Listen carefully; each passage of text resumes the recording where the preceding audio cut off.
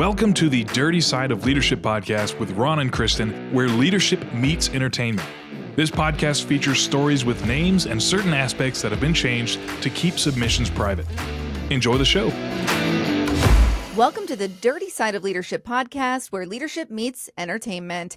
I'm Kristin, and I'm here with a man who's probably allergic to fake smiles and buzzword bingo, Ron Ward. Ron, Absolutely. What do you think about that? Oh, you know me too well, Kristin. Oh, yeah. If I hear one more leader say, we're like family, while quietly gutting the team's morale, I might just, throw hot coffee somewhere.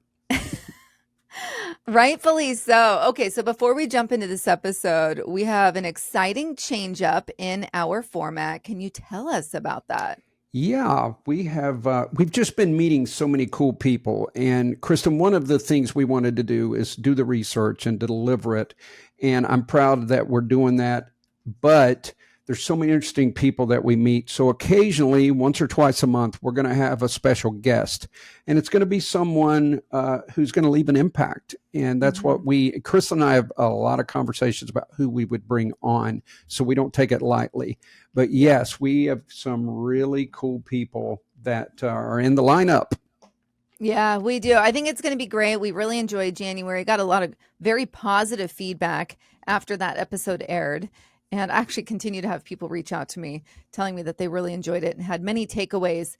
So we thought we had something there and we're going to run with it. And it's going to change it up for you guys a little bit. I think it's great to hear from some new voices. And folks, when literally we started this podcast, I was frustrated at leadership podcasts where you bring someone on and you have to listen to their life story for the first 15 minutes. So we assure you we will not do that. We will put their bios in the show notes, but we're not going to drag you through that. If you're interested in them, you can look them up.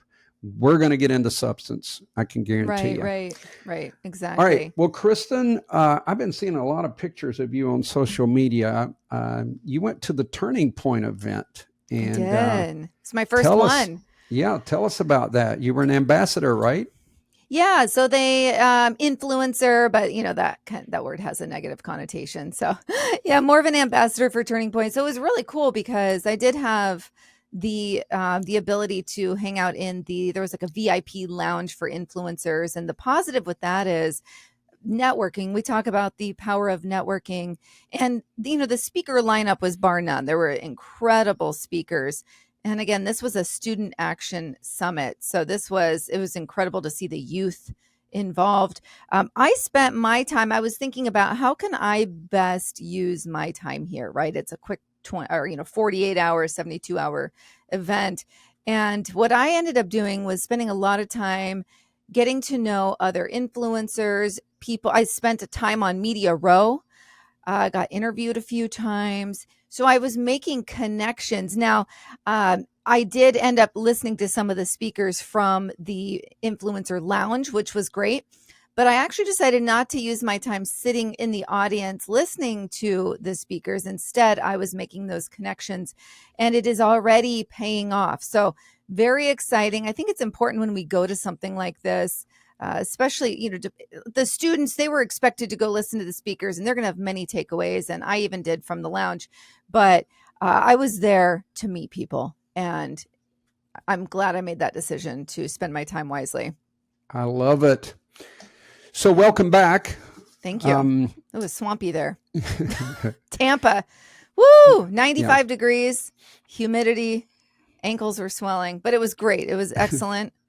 There was air conditioning in the venue. That's all I cared about. Yeah. It's similar to Charleston. I don't like any cold weather at this point in my life, so I could probably do Florida if I wanted. Believe it or not, it was kind of cool when you were here. It was great. You wore jackets first week of stuff. December. Yeah, that's not great for me. I like it to be warm all year. And so people don't realize that sometimes we get ice on the windshield occasionally in Charleston, but in the mornings it can be like 40. Then in the afternoon, in the morning, it can get down to 30. And then in the afternoon, it's 55 to 60, which is weird for people. A lot of people, when they move here, we call it the low country crud. They get sick from that. So anyway. Interesting. The Let's low get into country it. crud. Yes. Yeah. Speaking of crud, toxic positivity. Excuse me. I'm so used to saying toxic masculinity, because it's all over the news, which is not toxic, by the way. But anyways, toxic positivity. Today's topic might ruffle some feathers. Toxic positivity in leadership. It's important that we talk about this and really understand what it is. Ron, let's get right into it. What the heck does that even mean? Yeah, it's these leaders, and I know everyone's seen them. They have this relentless optimism in the face of serious problems. It's almost like they're aloof and they don't get it. It's the good vibes only. It's the mentality. It says, now let's stay positive, everyone. And they ignore that the team is burning out or maybe undersourced or frustrated. And I even see this on influencers. They will be like, use these 3 words and make anyone do anything. Ugh. And that stuff makes me sick. Yeah. I always know when I'm talking to someone who says they're a leader by the way they frame things. I can tell if they've actually had any leadership experience or if it's all unicorns and rainbows. And I know people that way. And Kristin, I will tell you that all of a sudden one time I was mentioned in a LinkedIn post, and it was me and one other, I guess you would say, leadership influencers, and it was not in a positive way. At first I thought, because I knew this person, it was from DC, and I thought, oh, well, that's cool. She's mentioned me, and she did tag me, to her credit. I start reading it, and it literally had a quote where I was calling my workouts Kill It Wednesday. Now I did change it. Now it's, Sweat Tuesdays. I do 1 day a week, that, where I try to hit it harder than the norm. Right.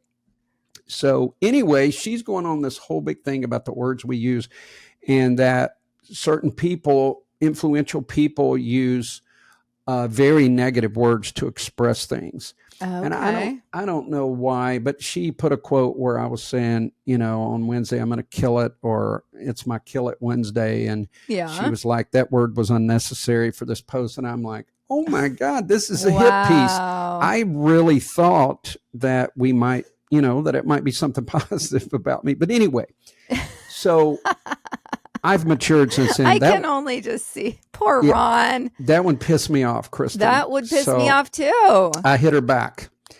And I used an example. I was dealing with someone who was addicted to drugs. And I used the word, you either kill this or it's going to kill you. Okay. And you need to decide. And when I say kill it, you can't, play around, go to the same places. You can't have the same friends. You got to kill it. Everything around it. It's got to be buried. And by the way, this is after multiple attempts of counseling and all this other stuff. And for some reason, this person took those words very seriously about killing and burying, this habit, this addiction. But I'm saying the whole process of it, the death analogy worked.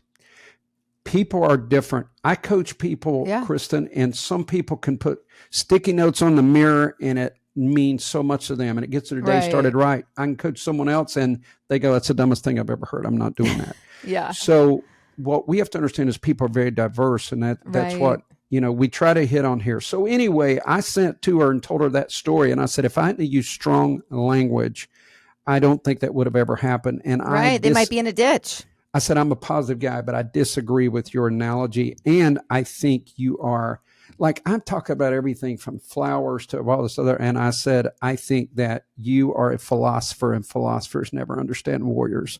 Boom. Yeah, that's wonderful. So do you remember when she worked for you, if she was somewhat of a negative individual? She didn't work for me. She was in another agency. We were in the same building, and she knew me. And she had visited the academy one time with a group. And, it was very positive, but I will tell you, it was, very environment. She was very liberal in her ways of thinking. That became obvious. But then when I started reading her post, I never paid attention to her. And then I realized me and one other person were attacked because we're using strong language. And can you imagine being in a romantic relationship with someone that can't even handle like a basic phrase like that? No. Ooh, and eggshells. Hold me accountable, people. No. Yeah, no, that sounds like a nightmare. No, that's unjust. I don't like that happened to you, Ron. I'm pissed for you. Well, thank you. I mean, I You're wasn't. welcome. I didn't feel You were hurt or pissed, victim. a little bit pissed. Yeah, I was pissed, but It was that's a so difference. unjust. I usually don't respond, but it was that whole liberal mindset that she brought to the article. And Yeah, anyway, I don't like that. Good stuff. Well, that's an extreme. She was trying to swing the pendulum way Kristin. too far. I know. I'm like, that's like asinine. You know, what's funny with someone like that's trying to pick apart your phrases, which it really is, I'm going to kill it today. That's positivity, right? Exactly. And someone that's going to go pick that apart clearly, and they're trying to do it saying that they're a positive person, right? No, clearly they're a very negative person. They latch on to anything they can and they try to spin it. So it's a complete facade. I think that's someone that has a big gaping hole in their heart. Okay. Sometimes, just kind of going back to where we were, sometimes people, they want to be heard and they want you to realize the difficulties that they've experienced. And, to your point, we were talking about like basically glossing everything over. Just because we need to be positive as leaders for the most part doesn't mean we're glossing over the reality of things. Yeah, I think you and I are both positive people. Yeah. I will tell you one last thing on the word kill it. I did add to her was that I'm killing negativity. I'm killing doubt in myself. I'm killing laziness. Like I made a list of things I was killing for that day. And frankly, I think if I just went, oh, I've got to do a really hard workout today, but I'm happy about it. I couldn't get where I needed to be. That sounds phony. That's the thing. I posted this. It shows this knight at the gate, and it says, "No one likes a warrior, and to the enemies at the gate." Right. And I think that's so true. And I had a conversation with a good friend of mine recently who is a total academic, and he always told me that you always had this rough edge. Like when I was working in youth ministry at church, the football players liked you, but the nerds liked you. Mm-hmm. And I said, I consider myself a warrior who enjoys philosophy. I said, it's really hard to see the opposite. You got philosophers who become warriors, or enjoy being a warrior. Right. But I do look, and I know that sounds black and white, but I meet with guys and I know if I've got a philosopher, a warrior, but it's a really cool thing when they can understand both. Like we mentioned King David, who could kill a giant, but write worship music, and play his harp. Right. So anyway, that's kind of the philosophy behind what we're doing. We're positive, but there's times you got to go to war, people. Exactly. Period. Yes, exactly. And you have to be able to do both. And that's all, we talk about like being able to read the room, Ron, or be socially aware. That is all part of it because what's interesting when I even do posts. So I have like this signature emoji that I do and the signature follow Kristin for more political absurdity. Right. And then I'll do like the little dancing lady in an American flag. Like that's my signature on social media. But when I'm posting about flooding or, derogatory things where there were victims involved, do I do a dancing lady there? No, I don't. I'm aware. I'm not tone deaf. Right. And so that's what we're talking about here. Can you imagine how that would read? Right. Like I'm thinking about, why would I do a dancing emoji, even though that is my signature? On a negative post where there were victims. So it's important that we do that as well as leaders. Are we going to be tone deaf here? Are we going to be positive at all costs? No, because that's unrelatable and it's quite frankly not appropriate. Yeah, Kristin, we talk a lot about subtle mirroring and have you ever done this? And I've done it. Like I'm calling a friend, I'm going to be sarcastic. I'm like, "What's up, loser?" or something back in the day. And like, I just that's my language, Ron. Yeah. I just buried my aunt, my dog or what, and you're like, oh crap, you stick your. So one of the things of subtle mirroring is you kind of pick up on someone's attitude before. We call it affect display. What is the overall mood? And I've had leaders that are so positive. I use this analogy. Imagine you're literally in war, bombs are dropping and everyone huddles together and the general goes, "Now you guys get out there and have your best day." you know. Uh, Yeah, I mean, seriously, that's not what they so say. unrealistic. So it's No. recognizing the circumstances that you're in. Now, here's what happens is leaders, a lot of them mean well, Kristin, I get Yeah. it. But what happens is they put on that positive display and they're saying all the positive words they've been trained to do, but it looks like they've invalidated reality. And it's a poor reflection on their leadership because they think they just didn't get it. Mhm. Kristin, I do something, you and I have never talked about this, the perception gap. And sometimes I hope we can bring it up more because you have perspectives that develop your perception. I won't get into that yet, but there was a deputy director of a large organization, and there was one female, three males. And when they would go in to the meetings, the males would goof off, and she thought really inappropriate things and all this Yeah. stuff. So they had this 360 review, ironically, just a few months afterwards. She felt like she brought value. She had value adds left and right. She didn't talk a lot, but when she did, it meant something. So they did the 360. It comes back, and you could choose words. 40% of her staff called her aloof. Oh, wow. She was infuriated. She was so angry because Truth hurts. these guys would just goof off, and she was going in and giving her best. So the point that I'm making is her perception was wrong, and she realized she'd never built a connection with her staff. And then once she had a real connection, when she would say something funny or joke, they loved it because it wasn't her persona. And the next year, she was the number one deputy executive. Oh, wow. Okay. Because she had done a turnaround, but hers was real. And these other guys, they started seeing through them. Now, these kind of supervisors are funny for a little while, but then people start to see through them. Yeah. And that's what happened in that case. Wow. Well, kudos to her for actually listening to the feedback. It stings in the beginning. I've been there, believe me. It stings, but then you have to apply it and make changes, and then you can come out on top. That's If right. you're truly open to wanting to change and be better.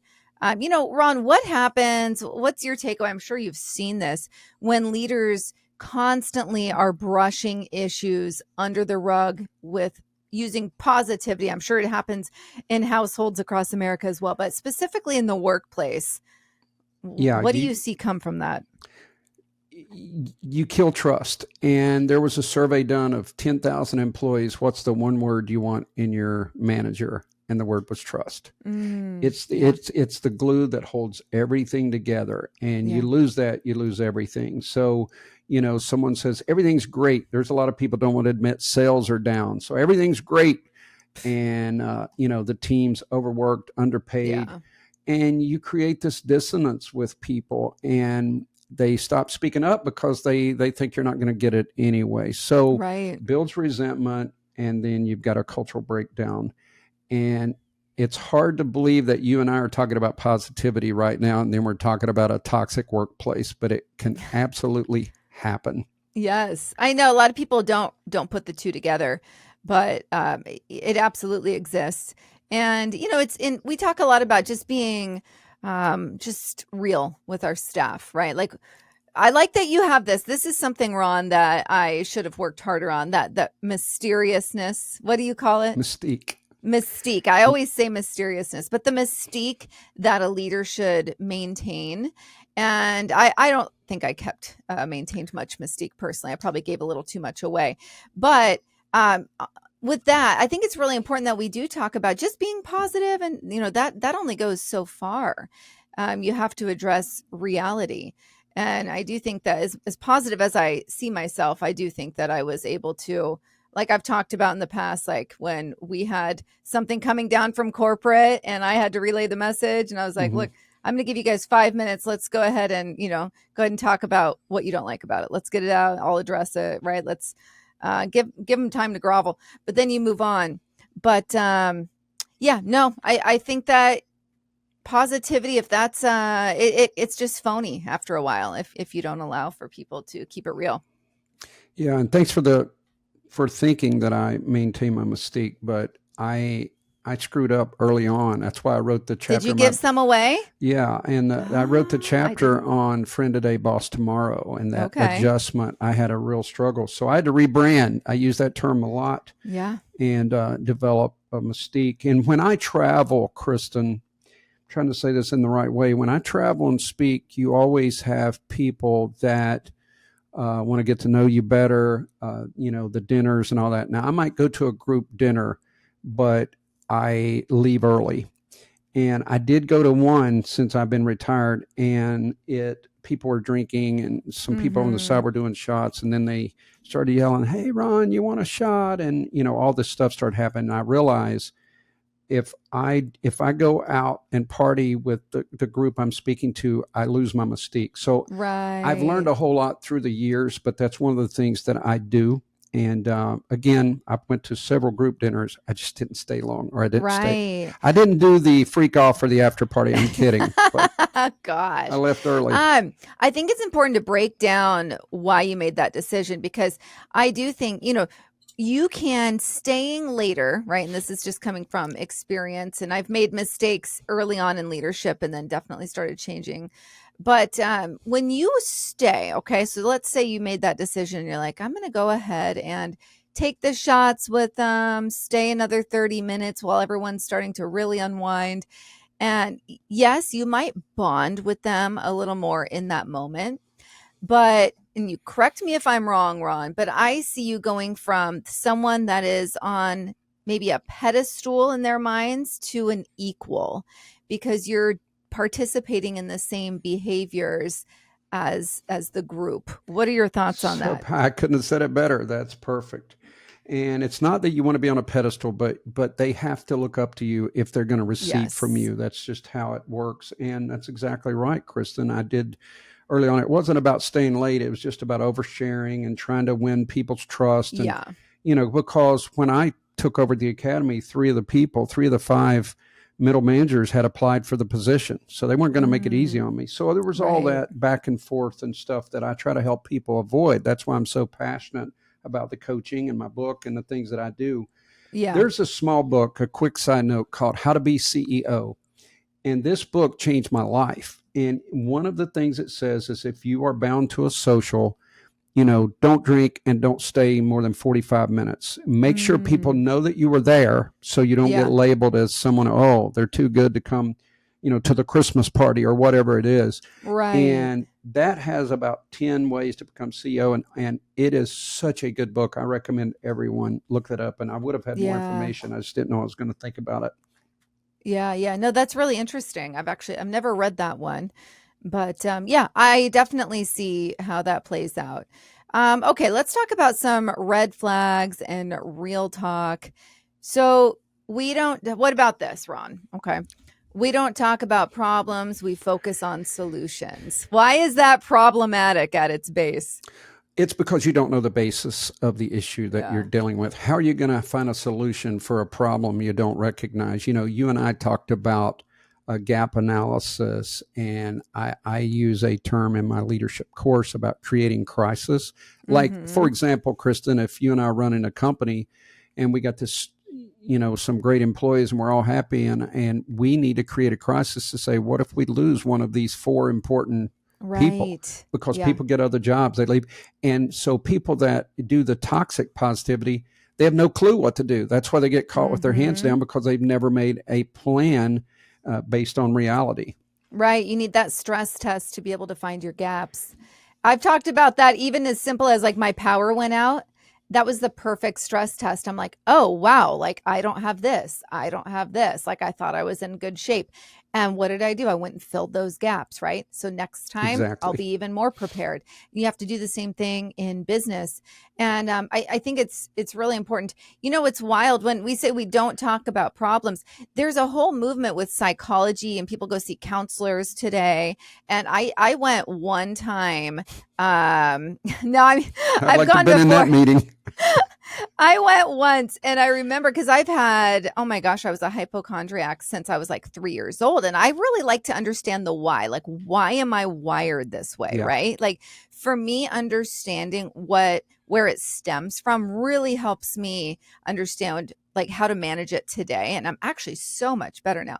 But what I found, and that this is a trend with counseling, is that they don't want to go and talk about the past. They want to talk about the path forward, which is great. I totally get that. But I do think it's the same thing. Like, if we don't allow our teams and employees to talk about their or air their grievances and talk about what's not going so well, and we're strictly focused on solutions, we're not going to actually be providing solutions that are going to address the full scope of what's happening.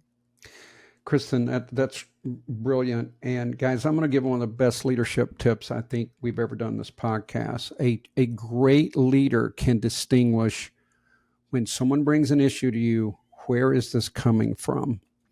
Is this a legitimate problem, or is this someone that's hurting and it's their perspective or their perception of the problem? Right. And I saw that over and over. You have contrarians, and you can have healthy contrarians who bring you opposing viewpoints, or you can have unhealthy. And a great leader can distinguish if this is a personal issue or if it's a real issue. And that will take you to the next level if you can spot that. Yeah, absolutely. What about this? We've probably all heard this. Let's not dwell on the negative. And though I agree with that, within reason, that also can be problematic. Yeah, you got to know your leader, but that is an excuse to not address a problem. Right. Well, let's not dwell on the negative. Yeah, we know those two people won't speak to each other and it's affecting the problem, but let's stay positive. That's what that's talking about. And, these are excuses that people use positivity as an excuse. Right. I hear this on the East Coast a lot. It is what it is. And I hate that. Because you're basically laying down on the railroad tracks and letting it just run you over. It is what it is. No, you have the ability to make decisions that change your outcome or that make your outcome what it's going to be. And gosh, do you hear that in your neck of the woods? It is what it is, Kristin. I don't know. I swear it's a New York thing because my in-laws say it. And I don't. And I hear it all over when I worked on the East Coast. I didn't know it was an East Coast thing, but of course I've heard hear that. it out here as much. It is what it is. Okay. What about be grateful you even have a job? I mean, that's a sad one. Yeah, and I did that. That's depressing. Kristin, I did it once. And really? You told somebody that? Yeah. Okay, let's hear it. And, well, it's in my leadership course. People are just going to have to buy it. But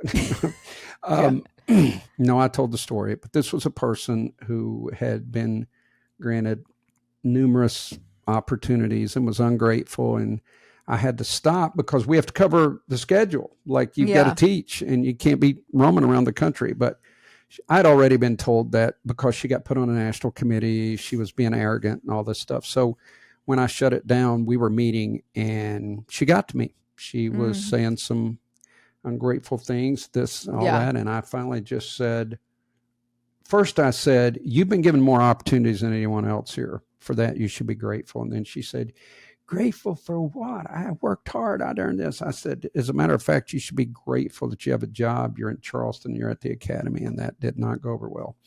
I was frustrated. Yeah. Hey, it's going to happen. And I think, I don't necessarily know, when we were doing our research and finding these derogatory statements, I don't know if that actually would apply as a derogatory in that scenario that you just talked about, because for me, I've heard it at maybe a meeting level, right? And so maybe there's in the private sector, they're constantly flattening you're getting rid of middle management, and right, it's just constantly flattening the hierarchy. And I've definitely heard it when there's like 50 branch managers and they're like, you guys should be grateful you even have a job. And it was said to like a grouping of people like, oh, we're unhappy with all of these changes, but we should just be thankful we're here in the first place. And that's more or less my takeaway, is that when you're doing it as a blanket to a grouping of people that are frustrated with hierarchy changes. Yeah. Yours might have been warranted, I think, actually, Ron. Well, it didn't go over well, I can tell you that. And so anyway. Yeah. It happens. I'm not recommending it. Thanks for thinking that. But yeah, it didn't. And by the way, I was angry when I said it. It wasn't. Okay. Yeah. It So that was, couple. she got to me. It happens, Ron. People get under our skin as much as we're professional and we keep it together 99.9% of the time. Some people are just going to get under your skin and that happens. And the fact that you can just address it and be transparent about it now says a lot. Yeah. So we've mentioned this, but psychological safety means it's a fancy word to say that people need to be able to bring a problem to you without you just, putting your positive spin on it and ignoring them. It's that simple. Listen. Of course, you want to look for a solution, but identify the problem. You talked about, stress tests or gap analysis. It's got to happen. All right. Yeah. I mean, it's important that we also say vulnerability is not weakness. It's honesty. You've heard a lot of that on this podcast already. Good leaders are going to make space for honesty, just like we have ourselves here on this episode. Yeah. Good leaders recognize the situation, but they do bring solutions. They do motivate. So I don't want people to think we're being negative on positive. Did that make sense? Here's what healthy leadership looks like. They acknowledge pain without wallowing in it. They give space or emotion and feedback.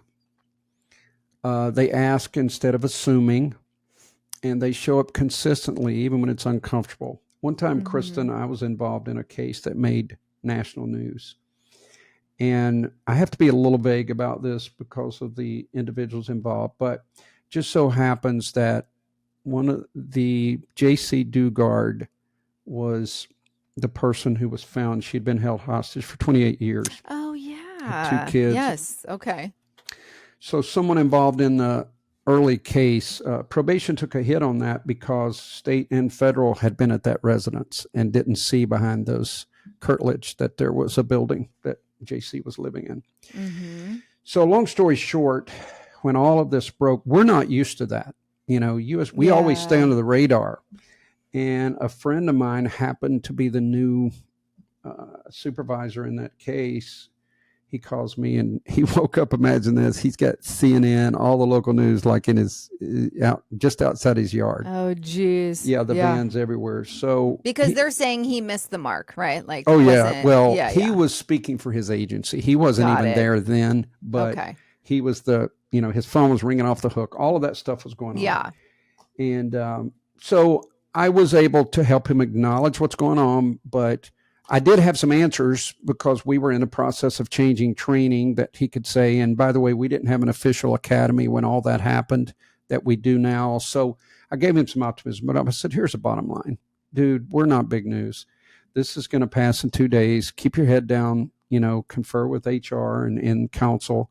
Yeah. And this is all going to pass because he was pretty, shaken up about this. And so all I'm saying is I couldn't go, oh, well, at least the news is out there. Right. I had to recognize this was a very difficult situation and we did look bad, but we got to own it and move on. And that's what happened. And of course, a week later, everything had passed and we moved on. Yeah. News cycles move fast, but it's good. I mean, a little dark humor might have been okay, but probably not the best.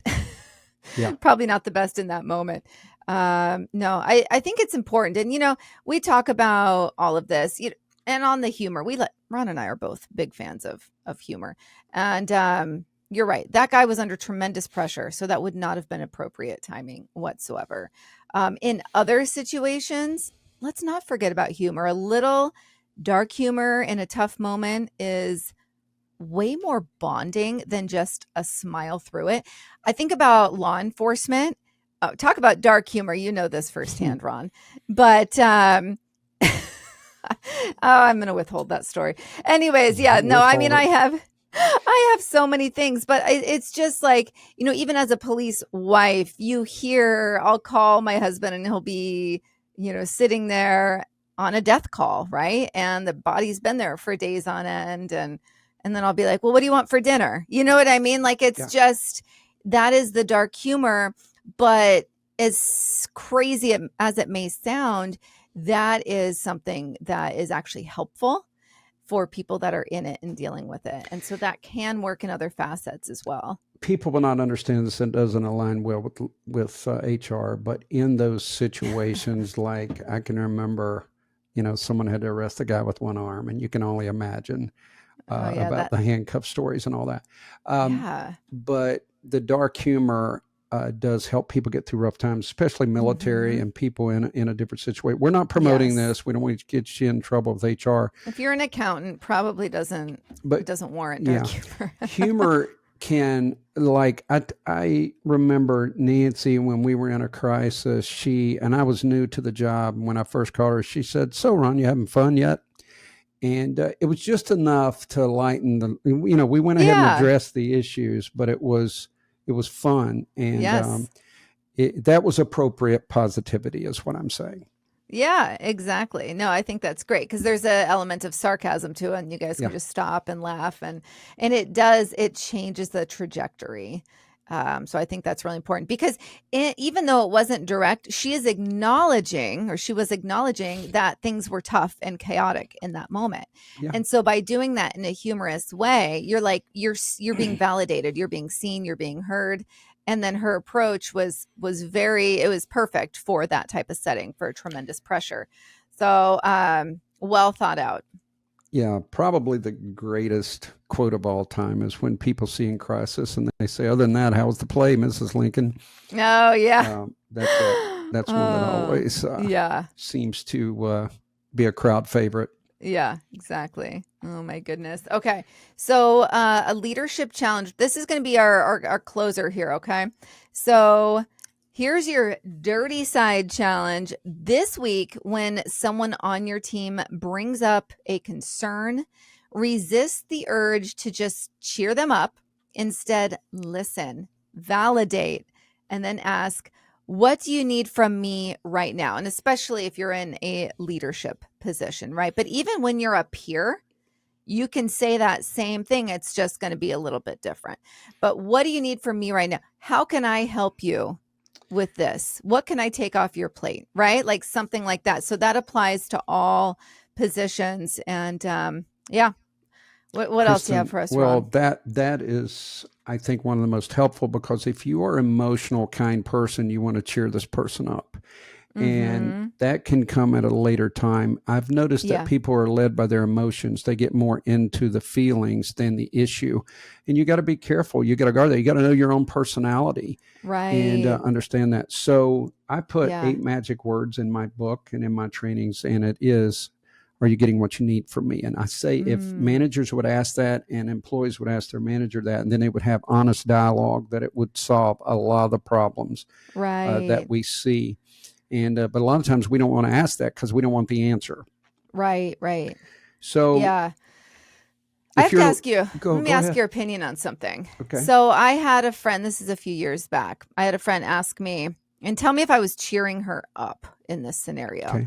But she basically, it was a married couple friend that I'm good friends with, hung out with them often. They have daughters that are friends with our kids.